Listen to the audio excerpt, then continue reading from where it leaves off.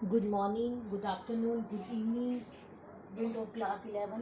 जब भी आप ये वीडियोस देख रहे हैं बेटा, आप सभी का स्वागत है 11th क्लास में। आप सभी का वेलकम है 11th साइंस क्लास में। और बहुत अच्छा डिसीज़न लिया है आप लोगों ने कि आप लोगों ने साइंस स्ट्रीम को सेलेक्ट किया, क्योंकि बहुत मज़ेदार चीज़ है इसके अंदर। बहुत टेक्निकल कंसेप्ट्स हैं जो आप पूरे साल इसके अंदर पढ़ेंगे। मैं आप लोगों को 11th क्लास की फिज़िक्स के बारे में बताऊं तो सबसे पहले तो मैं आप लोगों का वेलकम करती हूं, welcome in the world of physics. और इसी में फिज़िक्स का जो है हमारा यूनिट नंबर 1, उसमें जो चैप्टर नंबर 1 है वो फिज़िकल वर्ल्ड ही है। फिज़िकल वर्ल्ड मतलब फिज़िक्स की दुनिया, ठीक है। इस चैप्टर में से एग्ज़ाम में कुछ खास चीज़ें नहीं आती हैं, एग्ज़ाम में आता भी नहीं है, पूछते भी नहीं है क्वेश्चन इस चैप्टर में से। बस ये चैप्टर जो है एक तरीके से आपका वेलकम करने के लिए रखा गया है स्टार्टिंग में, और यू कैन से कि आपको बताने के लिए रखा गया कि पूरे साल आप क्या क्या पढ़ेंगे, साइंस में आने के बाद आप क्या क्या पढ़ेंगे, क्या क्या चेंजेस आएंगे आपकी स्टडी पैटर्न में, आपके मटेरियल में, आपके कंटेंट में क्या क्या चेंजेस आएंगे, वो सब आप यहाँ पढ़ेंगे, ठीक है। तो पूरे साल में आपकी जो 11th क्लास में है वो आप नंबर वाइज 10 मिनट करेंगी, टोटल 10 मिनट्स है हमारी। तो उसमें जो यूनिट नंबर 1 है वो हमारा फिजिकल वर्ल्ड एंड मेजरमेंट है, जिसमें से चैप्टर नंबर 1 जो है वो हमारा फिजिकल वर्ल्ड का रहेगा, ठीक है। फिजिकल वर्ल्ड का मीनिंग होता है फिजिक्स की दुनिया, ठीक है। मैं फिर रिपीट कर देती हूँ। कोई भी एग्जाम, चाहे आपका बोर्ड एग्जाम है, कोई कंपटीशन एग्जाम है, सीबीएसई, एचपीएससी, कहीं से भी इसमें से क्वेश्चन नहीं पूछा जाता। सिर्फ ये आपको इंट्रोडक्शन देने के लिए है कि आप फिजिक्स में क्या क्या चीज़ें पढ़ेंगे, ठीक है। इस चैप्टर को स्टार्ट करने से पहले आपको पता है कि आप 11th साइंस के स्टूडेंट हैं, तो सबसे पहले आपको ये पता होना चाहिए कि साइंस का मीनिंग क्या होता है। साइंस का मीनिंग क्या होता है, ठीक है। साइंस को संस्कृत लैंग्वेज में, साइंस को जो हमारी संस्कृत लैंग्वेज है, संस्कृत लैंग्वेज में इसको शास्त्रा बोलते हैं, शास्त्रा। और अरेबिक लैंग्वेज में हम इसको इल्म बोलते हैं। और इन दोनों का ही मीनिंग होता है ऑर्गेनाइज्ड नॉलेज, ऑर्गेनाइज्ड नॉलेज। तो साइंस का मीनिंग हो गया ऑर्गेनाइज्ड नॉलेज। साइंस क्या है? साइंस सिर्फ नॉलेज नहीं है, साइंस ऑर्गेनाइज्ड नॉलेज है। ऐसी नॉलेज जो ऑर्गेनाइज है, जिसको हमने प्रॉपर तरीके से ऑर्गेनाइज कर रखा है, प्रॉपर तरीके से अरेंज कर रखा है, ठीक है। आपको किसी चीज की नॉलेज है लेकिन वो प्रॉपरली अरेंज्ड नहीं है तो उसका कोई फायदा नहीं है। तो साइंस नॉलेज नहीं है, साइंस एक ऑर्गेनाइज्ड नॉलेज है, क्रमबद्ध ज्ञान है, जिसको हमने सीरीज बाय सीरीज पढ़ना है। आगे मेरी बात समझ में, ठीक है। तो साइंस क्या होती है? साइंस एक ऑर्गेनाइज्ड नॉलेज होती है। कि साइंस हमारी 2 पार्ट्स में डिवाइड होती है, biological science and physical science. Physical science, physical science further 2 parts में डिवाइड होती है, physics and chemistry, physics and chemistry. और इसमें से फिजिक्स जो है वो आप यहाँ पे पढ़ेंगे, ठीक है। बायोलॉजिकल साइंस क्या होती है? बायोलॉजिकल साइंस के अंदर आप लिविंग थिंग्स के बारे में पढ़ते हैं। It deals with living things, जैसे डॉग हो गया, क्रो हो गया, बर्ड्स हो गए, एनिमल्स हो गए, ह्यूमन बीइंग हो गया, डील्स विद लिविंग थिंग्स, ठीक है। बायोलॉजिकल साइंस के अंदर क्या क्या आता है आपका? बायोलॉजिकल साइंस के अंदर आपका आता है बॉटनी, जिसके अंदर आप प्लांट्स के बारे में स्टडी करते हैं। ऐसी ब्रांच है ये बॉटनी हमारी बायोलॉजिकल साइंस की, जिसके अंदर आप प्लांट्स के बारे में पढ़ते हैं। जूलॉजी, जिसके अंदर आप एनिमल्स के बारे में पढ़ते हैं। अभी तो आप सब कंबाइंड फॉर्म में पढ़ेंगे, लेकिन जब आप 12th लेवल के आगे जाएंगे तो चीजें इस तरीके से डिवाइड होती जाएंगी कि आपने अपना ग्रेजुएशन, पोस्ट ग्रेजुएशन बॉटनी में किया है, जूलॉजी में किया है, किस में किया है, ठीक है। फर्दर ब्रांचेस हो जाएंगी इसकी। और इसके अंदर होता है ऑरिंथोलॉजी। ऑरिंथोलॉजी के अंदर हम बर्ड्स के बारे में स्टडी करते हैं, जो ऑरिंथोलॉजी ब्रांच होती है। और इसके अंदर होता है एंटोमोलॉजी। एंटोमोलॉजी ये हमारी बायोलॉजिकल साइंस की ऐसी ब्रांच है, इसके अंदर हम ह्यूमन डिसीज के बारे में पढ़ते हैं। ह्यूमन डिसीज के बारे में पढ़ते हैं इसके अंदर हम। एक आपके पास होता है एंथ्रोपोलॉजी, एक आपके पास होता है एंथ्रोपोलॉजी।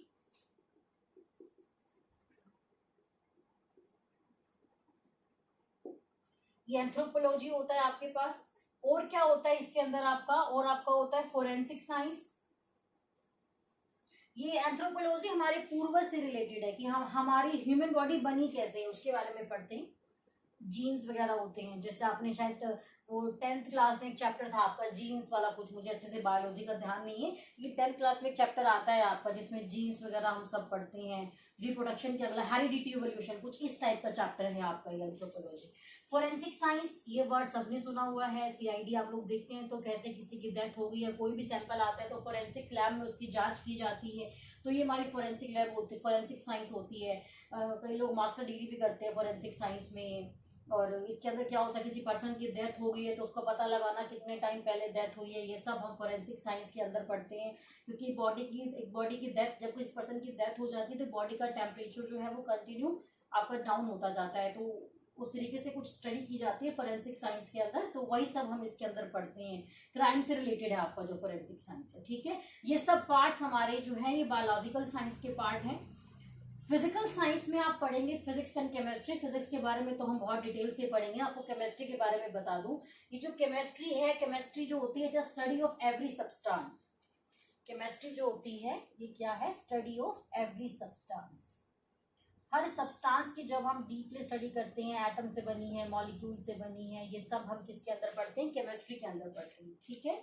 और भी हमारी ब्रांचेस आती हैं फिजिकल साइंस में, लाइक जियोलॉजी आता है जिसमें हम रॉक्स के बारे में पढ़ते हैं, ठीक है। एस्ट्रोलॉजी आता है जो ये ज्योतिष वगैरह होते हैं। एस्ट्रोनॉमी आता है जिसके अंदर हम प्लेनेट्स के बारे में पढ़ते हैं और टेलीस्कोप्स के बारे में पढ़ते हैं। हमारा एक इसके अंदर ज्योग्राफी आता है, जियोग्राफी में हम अर्थ के बारे में पढ़ते हैं, पूरा कंप्लीट पढ़ते हैं। ये हमारा फिजिकल साइंस का ही पार्ट है। जियोग्राफी के अंदर हम क्या क्या पढ़ते हैं, अर्थ से रिलेटेड बातें करते हैं, कैपिटल्स की बात करते हैं, कहाँ रिवर्स ज़्यादा हैं, कहाँ कुछ है, इस टाइप की स्टडी हम ज्योग्राफी के अंदर करते हैं। तो ये सब हमारा फिजिकल साइंस में आता है, ठीक है। तो साइंस जो है वो 2 पार्ट्स में डिवाइड है, biological and physical science. Biological science के पार्ट में आपको बता चुकी हूँ, बॉटनी, जूलॉजी और एंथ्रोपोलॉजी, एंटोमोलॉजी, ठीक है। फोरेंसिक साइंस हो गया। फिजिकल साइंस के अंदर आपका फिजिक्स आता है, केमिस्ट्री आता है। केमिस्ट्री के बारे में भी हम पढ़ चुके हैं कि ये स्टडी ऑफ एवरी सब्सटेंस है। अब हम बात करेंगे फिजिक्स की, क्योंकि हमारा मेन सब्जेक्ट वही है, इसके बारे में हम डिटेल से पढ़ेंगे। तो आपसे कोई पूछे आप 11th साइंस के स्टूडेंट है तो साइंस का मीनिंग क्या होता है, तो साइंस का मीनिंग होता है ऑर्गेनाइज्ड नॉलेज, ठीक है। अब हम बात करते हैं फिजिक्स की, इसके बारे में हम डिटेल से बात करेंगे, ठीक है। चलिए अब हम फिजिक्स के बारे में बात करते हैं कि फिजिक्स क्या होती है, इसके अंदर आप क्या क्या चीजें पढ़ेंगे, क्या क्या इसका स्कोप है, किस तरीके से इसको पढ़ा जाता है, ये सारी चीजें जो है अब हम इसके अंदर स्टडी करेंगे, ठीक है। चलिए बेटा, ये जो फिजिक्स है, फिजिक्स का मीनिंग होता है नेचर। फिजिक्स जो वर्ड है इसको एक ग्रीक वर्ड से डिराइव किया गया है, और वो ग्रीक वर्ड क्या है आपका, ये ग्रीक लैटिन है और इसका मीनिंग होता है नेचर, नेचर, ठीक है। तो एक्चुअली में हमारी आसपास की दुनिया के बारे में पढ़ना फिजिक्स है, ठीक है। आप मेरी आवाज सुन पा रहे हो, आप इस वीडियो को देख पा रहे हो अपने मोबाइल की स्क्रीन के ऊपर, आप जहां बैठ के ये वीडियो देख रहे हो उस रूम में लाइट्स ऑन है, उस रूम में फैन चल रहा है, ठीक है। आप सुन पा रहे हो, आप देख पा रहे हो, आप देख के लिख पा रहे हो पेन से नोटबुक के ऊपर, फ्रिक्शन की वजह से लिख पा रहे हो आप, ठीक है। आप ये सब जो चीजें हमारे आसपास प्रेजेंट है, ये सब क्या है, ये सब फिजिक्स ही है, ठीक है। इवन फिजिक्स की वजह से ही आज ये पॉसिबल हो पा रहा है कि इस पैंडेमिक सिचुएशन में आप सब घर बैठ के मेरी वीडियोस देख रहे हैं और आप इसको पढ़ पा रहे हैं, ठीक है। तो ये फिजिक्स है। तो फिजिक्स क्या है, फिजिक्स वो है जिसने हमें हमारी आसपास की दुनिया के बारे में समझाया है, ठीक है। तो फिजिक्स का मीनिंग होता है नेचर। फिजिक्स हमारी एक ऐसी ब्रांच है साइंस की जिसके अंदर हम नेचर और नेचर के लॉज के बारे में स्टडी करते हैं, ठीक है। फिजिक्स को संस्कृत लैंग्वेज में भौतिकी बोलते हैं, फिजिक्स को संस्कृत लैंग्वेज में हम क्या बोलते हैं, भौतिकी बोलते हैं। और फिजिक्स का मीनिंग क्या होता है, नेचर। तो physics it is the branch of science, it is the branch of science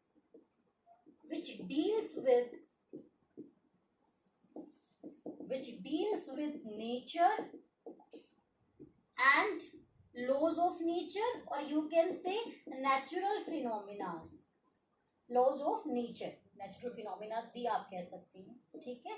सिर्फ अगर इस मार्कर को मैंने गिरा दिया तो वो नीचे ही जाएगा, ऊपर नहीं जाएगा, ऊपर भी गिराऊंगी तब भी नीचे ही आएगा, ये नेचर का नियम है, ठीक है। जो वाटर का फ्लो होता है वो हाई लेवल से लो लेवल की तरफ होता है, लो से हाई के लिए हमको मोटर चाहिए। ऊपर हमारे घर में जो ऊपर पानी का टैंक है उसका पानी नीचे अपने आप आ जाता है, लेकिन नीचे वाले टैंक का पानी अगर ऊपर चढ़ाना है तो हमको मोटर चाहिए, ये नेचर का नियम है, ठीक है। और ये किसने दिया है? हमें फिजिक्स ने दिया है। इसके पीछे कारण क्या है, लॉजिक क्या है, वो सब हम फिजिक्स के अंदर पढ़ेंगे, ठीक है। तो ये हमारा नेचर के लॉज हैं। तो फिजिक्स हमारी ऐसी ब्रांच है साइंस की जिसके अंदर हम नेचर और नेचर के लॉज के बारे में जो है वो स्टडी करेंगे, ठीक है। चलिए, उसके बाद मैं बात करती हूँ कि हमारे पास दो बेसिक प्रिंसिपल कौन से हैं फिजिक्स में, ठीक है। फिजिक्स में 2 बेसिक प्रिंसिपल हैं जिनको ध्यान रख के सारी थ्योरीज दी जाती हैं। वो बेसिक प्रिंसिपल क्या है तो उसके बारे में हम बात करते हैं।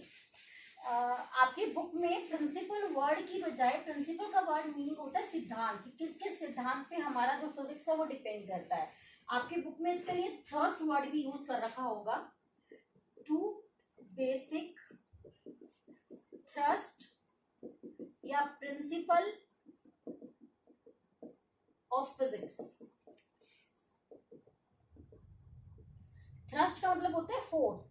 फिजिक्स में ऐसे कौन से एरियाज हैं, कौन सी जगह हैं, कौन सी चीजें हैं जिसमें हमें जोर देके पढ़ना पड़ता है, जिसपे हमें जोर देना बहुत जरूरी है, उसको ध्यान से पढ़ना बहुत जरूरी है, आप ये कह सकते हैं। तो 2 basic thrust principle of physics या 2 basic thrust area in physics, ये 2 बेसिक हमारे पास कौन कौन से थ्रस्ट है, प्रिंसिपल है, वो है unification,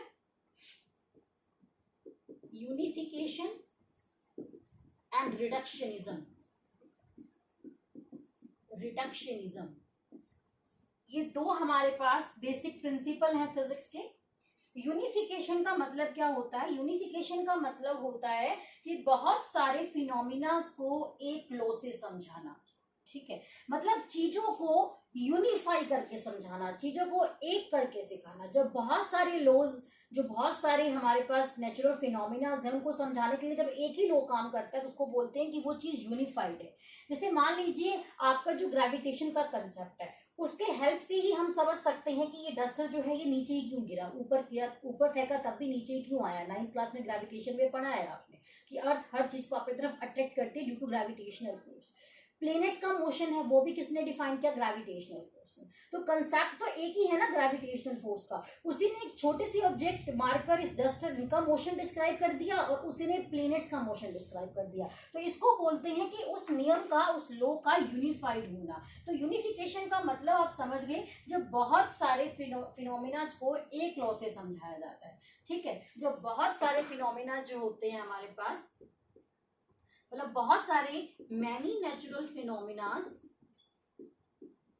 natural processes, natural phenomenon can be understood with the help of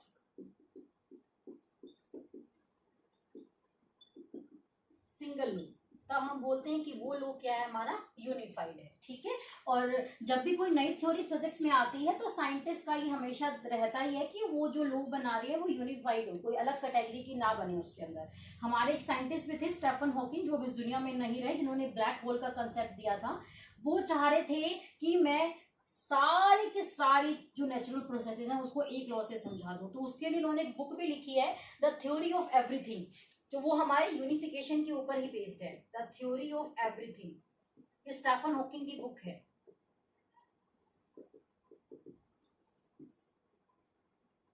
तो इसके ऊपर उन्होंने काफी अच्छे से काम किया है। हमारा थर्मोडायनेमिक्स हमारी एक फिजिक्स की ब्रांच होती है जिसके अंदर हीट के बारे में स्टडी करते हैं।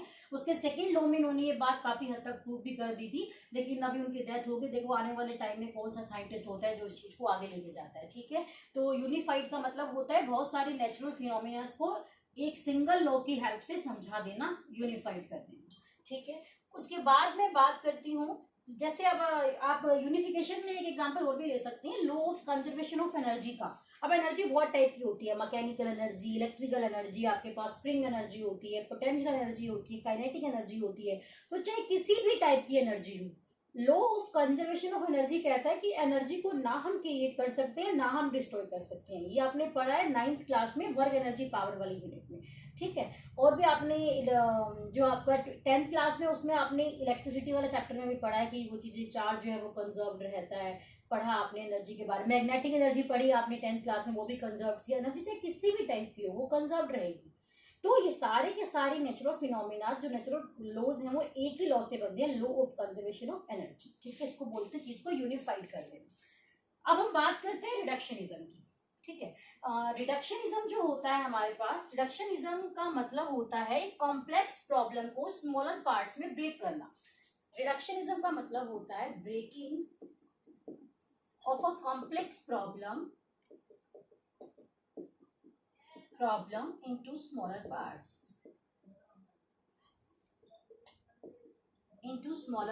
जैसे आप लोगों ने 9th क्लास में law of conservation of momentum पढ़ा है, तो आप वो गन से रिकॉलिंग वाला पढ़ते थे, तो आप कहते थे initial momentum is equal to final momentum. तो हम स्टेप बाय स्टेप चलते हैं, एकदम से तो हम कैलकुलेट नहीं कर सकते कितना मोमेंटम में चेंज आया। तो पहले हम एक सिस्टम का मोमेंटम निकालते हैं, मास इनटू वेलोसिटी से, गन का निकालते हैं, फिर जो बुलेट निकली उसका निकालते हैं, जिस ऑब्जेक्ट को जाके टच किया उसका निकालते हैं, दोनों को इक्वेट करके लास्ट में रिजल्ट पे आते हैं। तो कॉम्प्लेक्स प्रॉब्लम को स्मॉलर पार्ट्स में ब्रेक करके सीखना, ये हमारी फिजिक्स का एक प्रिंसिपल है और लॉज भी हमारे इसी के ऊपर काम करते हैं, ठीक है। तो जब हम बहुत बड़ी बड़ी प्रॉब्लम्स को छोटे छोटे पार्ट्स में ब्रेक करके सॉल्व करते हैं तो उसको हम बोलते हैं रिडक्शनिज्म। और जो भी नई थ्योरी फिजिक्स में आती है, साइंटिस्ट इस बात का ध्यान रखते हैं कि वो रिडक्शनिज्म के ऊपर बेस्ड हो, ठीक है। तो फिजिक्स के दो प्रिंसिपल कौन से हैं, यूनिफिकेशन एंड रिडक्शनिज्म। यूनिफिकेशन में हम चीजों को यूनिफाई करके पढ़ते हैं, एक करके पढ़ते हैं। रिडक्शनिज्म में कॉम्प्लेक्स प्रॉब्लम को स्मॉलर पार्ट्स में ब्रेक करके पढ़ते हैं, ठीक है। तो ये हमारे बेसिक प्रिंसिपल है फिजिक्स के, ये बहुत इंपॉर्टेंट है, ये आपको पता होने चाहिए, ठीक है। उसके बाद हम बात करेंगे स्कोप ऑफ फिजिक्स की, कि फिजिक्स का स्कोप क्या है, मतलब क्या क्या चीजें इसके अंदर हम पढ़ेंगे। फिजिक्स का जो स्कोप है वो काफी ज्यादा वाइड होता है हमारा, ठीक है। अब फिजिक्स का स्कोप बहुत ज्यादा वाइड है और फिजिक्स के स्कोप के अंदर हम दो चीजें पढ़ेंगे। फिजिक्स को हम दो चीजों पे, दो लेवल पे स्टडी करते हैं, माइक्रोस्कोपिक लेवल पे और मैक्रोस्कोपिक लेवल पे। इसके बारे में हम बात करते हैं।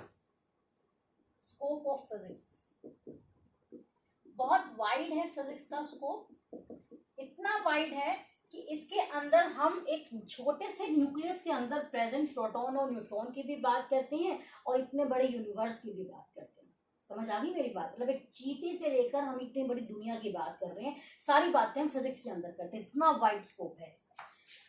फिजिक्स का जो स्कोप है वो दो पार्ट्स में डिवाइड है, टू पार्ट्स में डिवाइडेड है, मैक्रोस्कोपिक एंड माइक्रोस्कोपिक।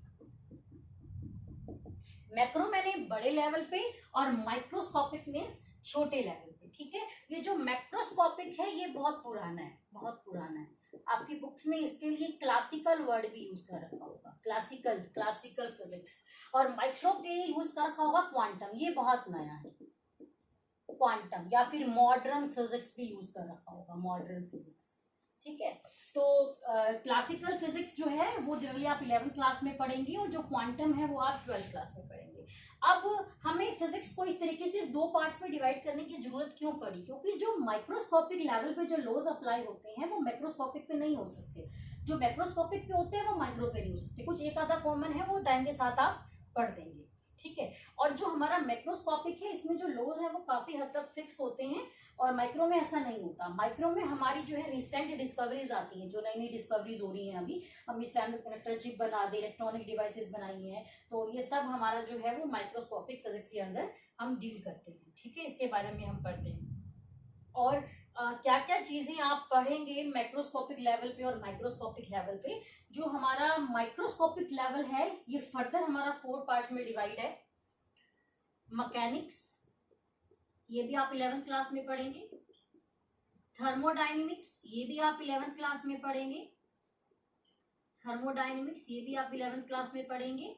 और आपका है ये इलेक्ट्रोमैग्नेटिज्म, ये आप 12th क्लास में पढ़ेंगे। इलेक्ट्रोमैग्नेटिज्म ये ब्रांच आएंगी हमारी मैक्रोस्कोपिक में। एक इसके अंदर आप पढ़ेंगे ऑप्टिक्स।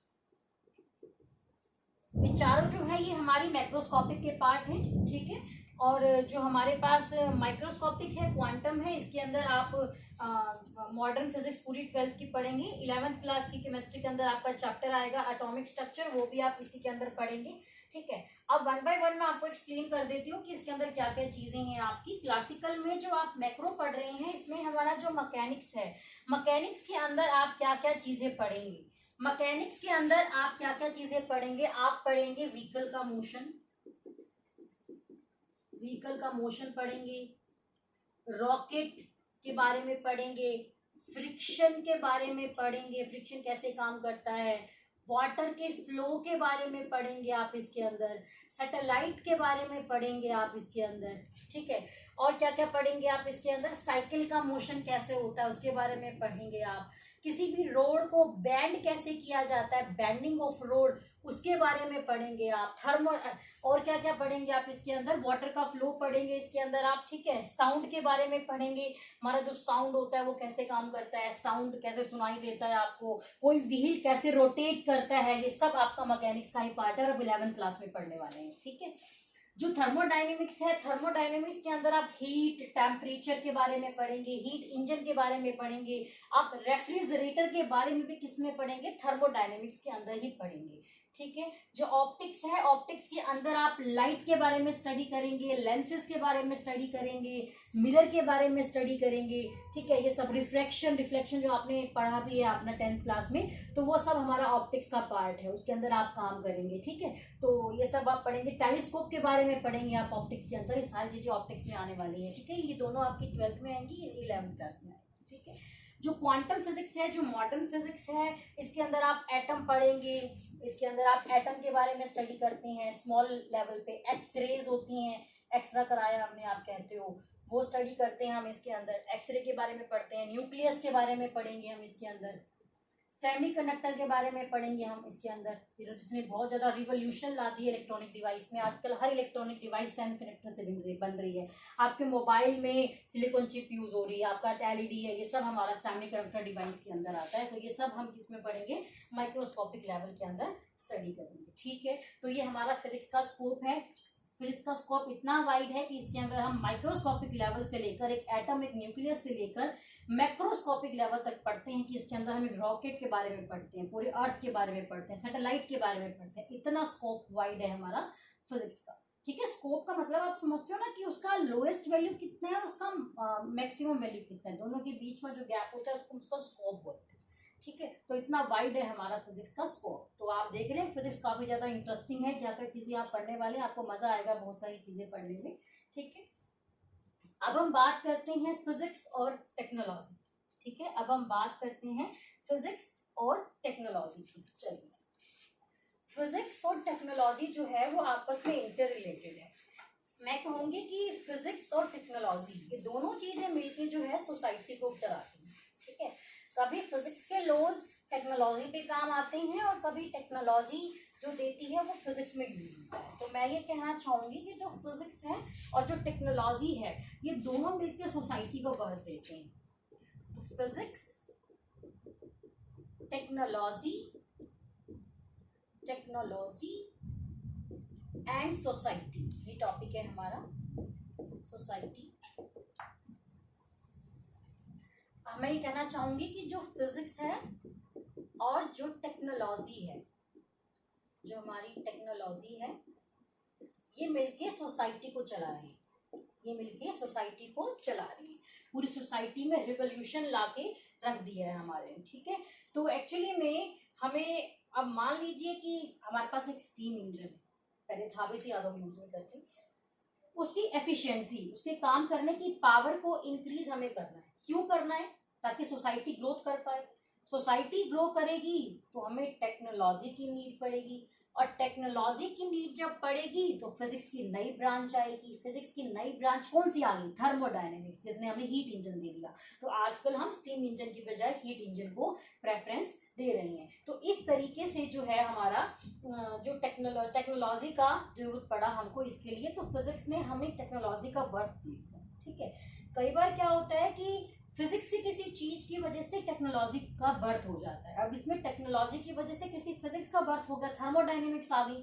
टेक्नोलॉजी हमारी क्या थी कि हमारे जो स्टीम इंजन है उसको हमें एफिशिएंसी को इंक्रीज करना है, तो उसके लिए एक नई टेक्नोलॉजी आ गई, नई टेक्नोलॉजी की नीड पड़ी और क्या नई ब्रांच निकल के आ गई फिजिक्स की, कौन सी हमारे पास, थर्मोडायनेमिक्स।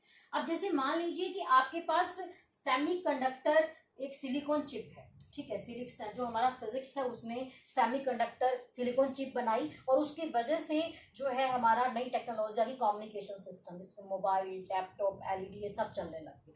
तो कभी फिजिक्स की वजह से टेक्नोलॉजी ग्रो करती है और कभी टेक्नोलॉजी की वजह से फिजिक्स ग्रो करती है। दोनों का कंबाइन कॉम्बिनेशन सोसाइटी को ग्रो कराता है, सोसाइटी आगे आगे चलती जा रही है, तो तीनों का आपस में बहुत गहरा रिलेशन है, ठीक है। अब ये फिजिक्स की जो चीजें हैं, जो टेक्नोलॉजी है, ये हमारे लिए अच्छी है या बुरी है, इसका यूज हमारे ऊपर डिपेंड करता है, ठीक है। जैसे हमारे पास न्यूक्लियर एनर्जी है, ये हमारे लिए अच्छी क्यों है, क्योंकि ये अनलिमिटेड क्वांटिटी में प्रेजेंट है, बहुत लंबे टाइम तक चलने वाली है, ठीक है। लेकिन इसका यूज अगर हम गलत तरीके से करेंगे तो कोई भी देश उड़ भी सकता है, मतलब बहुत सारा नुकसान भी हो सकता है हमको। तो इसका यूज जो है वो हमारे ऊपर डिपेंड करता है कि हम फिजिक्स और टेक्नोलॉजी के साथ कैसे खेलते हैं, अच्छा या बुरा खेलना वो हमारे ऊपर डिपेंड करता है, ठीक है। तो फिजिक्स और टेक्नोलॉजी दोनों मिलके हमारी सोसाइटी को ग्रो कर रहे हैं और फिजिक्स के कुछ लॉज टेक्नोलॉजी को ग्रो कराते हैं और टेक्नोलॉजी के कुछ लॉ जो है वो फिजिक्स को ग्रो कराते हैं। तो मैं तो यही कहूंगी कि फिजिक्स और टेक्नोलॉजी दोनों का कंबाइंड कॉम्बिनेशन जो है वो हमारी सोसाइटी को चला रहा है, ठीक है।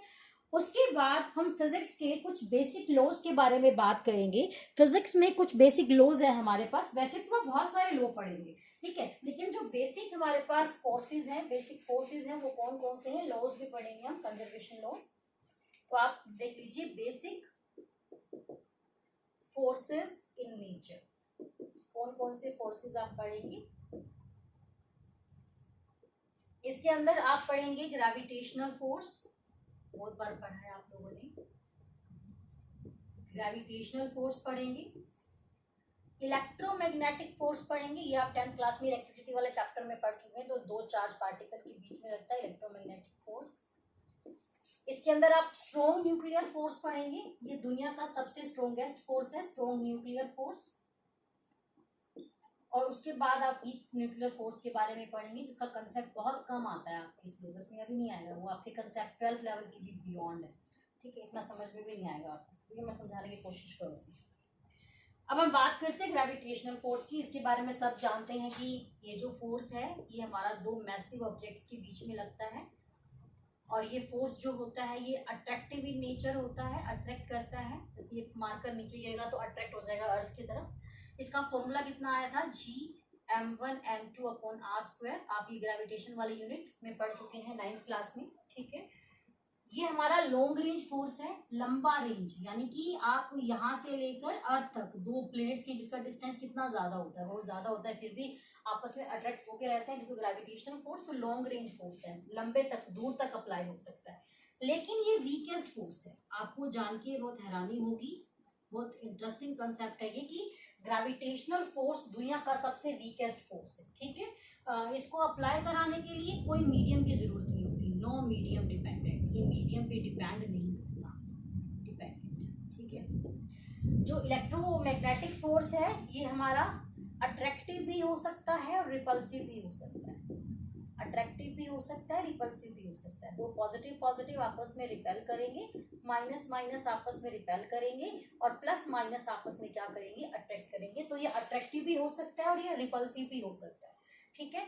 ये हमारा, ये भी लॉन्ग रेंज फोर्स है, ये भी लॉन्ग रेंज फोर्स है, ये भी मीडियम पे डिपेंड नहीं करता, नो मीडियम डिपेंडेंट, ये भी हमारा मीडियम पे डिपेंड नहीं करता, नो मीडियम डिपेंडेंट, मीडियम पे डिपेंड नहीं करता हमारा ये, ठीक है।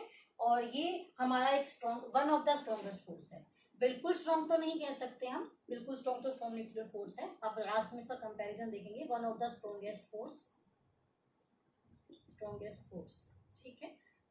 स्ट्रॉन्ग न्यूक्लियर फोर्स जो है ये जो होता है हमारा, ये अट्रैक्टिव इन नेचर होता है, बहुत सबसे दुनिया का सबसे स्ट्रॉन्गेस्ट फोर्स है।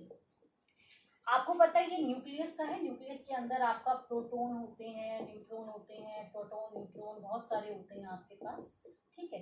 तो आपको पता है कि इलेक्ट्रोमैग्नेटिक फोर्स के अकॉर्डिंग प्रोटॉन प्रोटॉन को रिपेल करेगा, क्योंकि दोनों के ऊपर क्या है, सेम चार्ज है, तो रिपेल करना चाहिए। तो ऐसा कौन सा फोर्स है जो इनको न्यूक्लियस के अंदर बाउंड करके रखता है, क्योंकि प्लस प्लस को तो रिपेल करेगा तो जो प्रोटॉन है वो तो बाहर भाग जाना चाहिए अगर हम इस फोर्स की माने तो। लेकिन प्रोटॉन प्रोटॉन के बीच में जरूरी नहीं है कि रिपल्सिव फोर्स ही लगे, प्रोटॉन प्रोटॉन के बीच में अट्रैक्टिव फोर्स भी लगता है, और वो कौन सा लगता है, स्ट्रॉन्ग न्यूक्लियर फोर्स, और ये फोर्स इससे स्ट्रॉन्गर है इसलिए इसकी चलती है, इसलिए हमारा न्यूक्लियस के अंदर प्रोटॉन न्यूट्रॉन जो है वो बाउंड है, ठीक है। और दुनिया का सबसे स्ट्रॉन्गेस्ट फोर्स कौन सा है, हमारा स्ट्रॉन्ग न्यूक्लियर फोर्स है, ठीक है। और ये जो फोर्स है हमारा, ये चार्ज पे डिपेंड नहीं करता, अट्रैक्टिव होता है ये हमारे पास, शॉर्ट रेंज फोर्स है। शॉर्ट रेंज यानी कि बस न्यूक्लियस के अंदर अंदर काम करता है, न्यूक्लियस से बाहर जाता है ये फेल हो जाएगा। न्यूक्लियस का ऑर्डर 10⁻⁻15 मीटर होता है, रदरफोर्ड साइंटिस्ट ने बताया था। ये एक शॉर्ट रेंज फोर्स होता है, सिर्फ 10⁻⁻15 मीटर इसकी रेंज होती है, उसके बाहर जाते ही ये काम करना छोड़ देता है, बट है बहुत स्ट्रॉन्ग, ठीक है। ये चार्ज पे डिपेंड नहीं करता, do not depend on charge. मतलब आप ऐसा नहीं कह सकते हो कि प्रोटॉन प्रोटॉन के बीच में, न्यूट्रॉन न्यूट्रॉन के बीच में जो है फोर्स यहाँ ज्यादा लगेगा यहाँ कम लगेगा, नहीं, फोर्स इक्वल रहेगा, क्योंकि वो चार्ज पे डिपेंड ही नहीं करता हमारा, ठीक है। तो ये चार्ज के ऊपर डिपेंड नहीं करता हमारा। जो हमारा वीक न्यूक्लियर फोर्स है बेटा, ये आपको इतना समझ में नहीं आएगा, फिर भी समझाने की कोशिश करती हूँ कि weak nuclear force radio active substance जब टूटता है, रेडियो एक्टिव सब्सटेंस जब डीके होता है, रेडियो एक्टिव सब्सटेंस का मतलब होता है जो अपनी एनर्जी बहुत जल्दी से रिलीज कर देता है, तो उसके अंदर हमारे एक पार्टिकल निकलते हैं जब ये रेडियो एक्टिव सब्सटेंस जब डीके होता है, जब रेडियो एक्टिव सब्सटेंस टूट जाता है। यूरेनियम एक रेडियो एक्टिव सब्सटेंस है जिसके अंदर हम न्यूक्लियर रिएक्टर के अंदर यूज करते हैं, न्यूक्लियर बॉम्ब एटम बॉम्ब्स की प्रोसेस को आगे फर्दर रोकने के लिए यूज करते हैं। तो जब ये डीके होता है तो दो पार्टिकल निकलते हैं, एक इलेक्ट्रॉन निकलता है जब रेडियो एक्टिव सब्सटेंस टूटता है, डीके होता है, तो एक इलेक्ट्रॉन निकलता है, एक न्यूट्रिनो पार्टिकल निकलता है, न्यूट्रिनो या फिर एंटी न्यूट्रिनो पार्टिकल भी निकलता है। ये सिंबल होता है न्यूट्रिनो का, ये होता है एंटी न्यूट्रिनो का। तो इलेक्ट्रॉन और इनके बीच में जो फोर्स लगता है वो फोर्स होता है वीक न्यूक्लियर फोर्स। नाम इसका वीक न्यूक्लियर है लेकिन ये ग्रेविटेशन से स्ट्रॉन्गर है, ठीक है। तो इतना ही कंसेप्ट काफी है आप लोगों के लिए। अभी आप लोगों को इन चारों फोर्स का कंपैरिजन करना आना चाहिए, कंपैरिजन बहुत इंपॉर्टेंट है हमारा। तो वीडियो को पॉज करके आप इसको नोट डाउन कर लीजिए, बहुत इंपॉर्टेंट है आप लोगों के लिए, आपको फोर्स का कंपैरिजन आना चाहिए, ठीक है। अब मैं आपको इन चारों फोर्सेस का ऑर्डर बता देती हूँ कि कौन सा फोर्स किससे कितना स्ट्रॉन्गर है। हाँ, ये 1 मार्क्स में एग्जाम में आपसे पूछ सकते हैं और इनमें से कुछ नहीं आता एग्जाम में, सिर्फ आपको बताने के लिए था। आपने देख भी लिया होगा कि आप क्या क्या पढ़ेंगे 11th में 12th में पूरी फिजिक्स में क्या क्या पढ़ेंगे, आप लोगों का इंटरेस्ट क्रिएट करने के लिए ये चैप्टर जो है ये स्टार्टिंग के अंदर डाला गया है, ठीक है। अब हम ऑर्डर ऑफ फोर्सेस की बात करते हैं। फोर्सेस तो आप बहुत टाइप के पढ़ेंगे, स्प्रिंग फोर्स और फ्रिक्शन फोर्स, लेकिन होगा वो इन्हीं के टाइप, 4 टाइप्स में से होगा, ठीक है। आपके पास यहाँ पे स्ट्रॉन्ग न्यूक्लियर फोर्स है, यहाँ इलेक्ट्रोमैग्नेटिक फोर्स है, इलेक्ट्रोमैग्नेटिक, फिर आपके पास वीक न्यूक्लियर फोर्स है, न्यूक्लियर फोर्स, और फिर आपके पास ग्रेविटेशनल फोर्स है, ग्रेविटेशनल। ये ऑर्डर होता है, सबसे स्ट्रॉन्गर स्ट्रॉन्ग न्यूक्लियर, फिर इलेक्ट्रोमैग्नेटिक, फिर वीक, फिर ग्रेविटेशन। तो इनका जो ऑर्डर होता है वो होता है ये 1, 10⁻⁻2, 10⁻⁻13, 10⁻⁻38। क्या मतलब हुआ इस बात का, इसका रेशियो होता है चारों का। क्या मतलब हुआ इस बात का कि आपका जो स्ट्रॉन्ग न्यूक्लियर फोर्स है वो ग्रेविटेशनल फोर्स से 10⁻38 टाइम्स स्ट्रॉन्गर है, जो इलेक्ट्रोमैग्नेटिक फोर्स है वो इससे 36 टाइम्स स्ट्रॉन्गर है, जो वीक न्यूक्लियर फोर्स है वो इससे 10⁻25 टाइम्स स्ट्रॉन्गर है। इसका आप 38 में गैप 25 का है, यहाँ 36 का है, यहाँ 38 का है, तो कौन किसका कितना स्ट्रॉन्गर है आप इससे निकाल सकते हैं। चारों का रेशियो आपको पता होना चाहिए, ये बहुत इंपॉर्टेंट है, ठीक है। और इसके अंदर कुछ आप अगर आपने एनसीईआरटी की बुक देखेंगे तो इसके अंदर आपका कुछ कंजर्वेशन लॉज भी दे रखे हैं कि conservation of charge, conservation of energy, ये सब आप पढ़ चुकी हैं। कंजर्वेशन ऑफ चार्ज, चार्ज को हम क्रिएट नहीं कर सकते, डिस्ट्रॉय नहीं कर सकते, सिर्फ ट्रांसफर कर सकते हैं। एनर्जी के बारे में आप पढ़ चुके हैं, आपने 9th क्लास में पढ़ा है कि kinetic plus potential energy constant रहती है। मोमेंटम के बारे में आप पढ़ चुके हैं, लीनियर मोमेंटम का कंजर्व रहता है, इसका प्रूफ आप 9th क्लास में कर चुके हैं। एंगुलर मोमेंटम ये आपके लिए नई चीज़ है। 4 कंजर्वेशन मिलेंगे आपको एनसीईआरटी की बुक में, चार्ज, एनर्जी, लीनियर मोमेंटम और एंगुलर मोमेंटम, ठीक है। चार्ज, एनर्जी और लीनियर मोमेंटम आप पढ़ चुके हैं। एंगुलर मोमेंटम आपके लिए नई चीज़ है, ठीक है। जब कोई चीज़ चलती है तो लीनियर मोमेंटम आता है, जब कोई चीज़ घूमती है, पंखा, फैन तो आपका एंगुलर मोमेंटम आता है, तो वो भी कंजर्व रहता है, वो हम आगे पढ़ लेंगे जब हमारे टॉपिक्स आएंगे।